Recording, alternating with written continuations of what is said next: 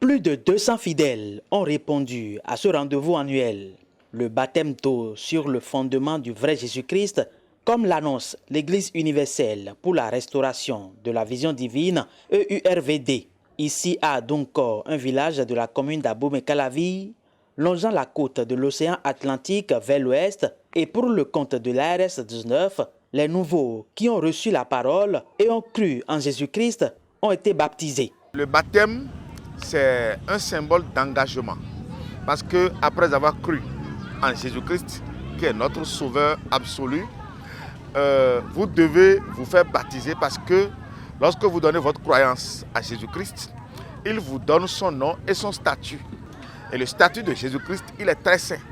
Donc après tout ceci, vous devez passer à l'étape de baptême qui prend le symbole d'un engagement que vous signez devant le nom qu'il vous a donné dans le livre de vie.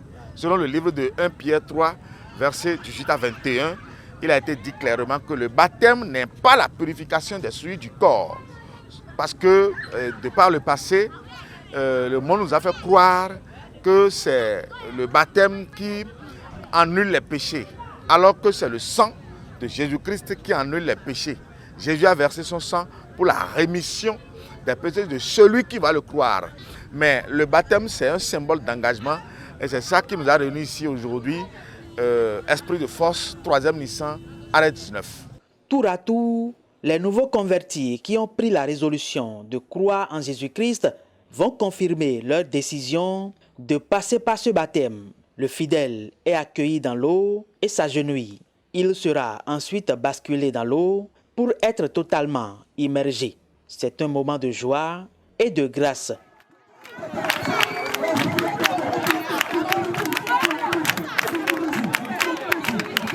Après avoir passé à cette eau de baptême, ça m'a tellement réjoui et je suis très contente parce que je n'ai jamais fait ça auparavant. C'est la première fois et je suis très heureuse d'avoir passé à cette baptême à EURVD dans le lieu saint. Maintenant, je suis la très sainte de Jésus-Christ.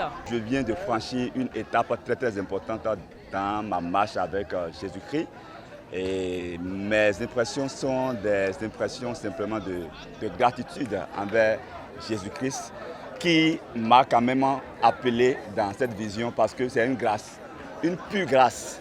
Parce qu'il ne vient pas ici qui veut, mais c'est celui que le Christ appelle réellement, celui à qui il tend la main. C'est une joie pour moi de prendre part à ce baptême parce que ça représente la vie. C'est un départ pour moi pour une marche vers la vie éternelle. L'engagement, c'est de servir Dieu, prêcher la parole au monde entier. Le prophète Justin Olania a saisi l'occasion pour lever un coin de voile sur la particularité de ce baptême basé sur le fondement de Jésus-Christ. Acte 19, à partir du verset 1er, où Paul, après avoir parcouru toute la Galilée, avait rencontré quand même certains disciples de Jean-Baptiste. Et il leur a posé une question très capitale que nous devons d'ailleurs nous poser aujourd'hui en tant que croyants en Jésus-Christ. Il leur a dit, avez-vous reçu le Saint-Esprit quand vous avez cru?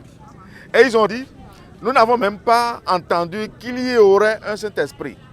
Répliquant la parole, il leur a dit, mais de quel baptême donc avez-vous été baptisés? Et ils ont répondu, du baptême de Jean.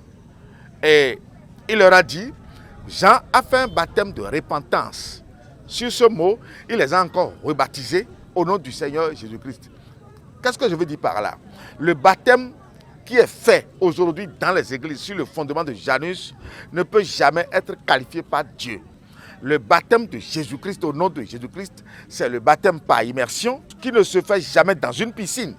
Parce que le baptême doit être fait dans une source d'eau, dans un lac.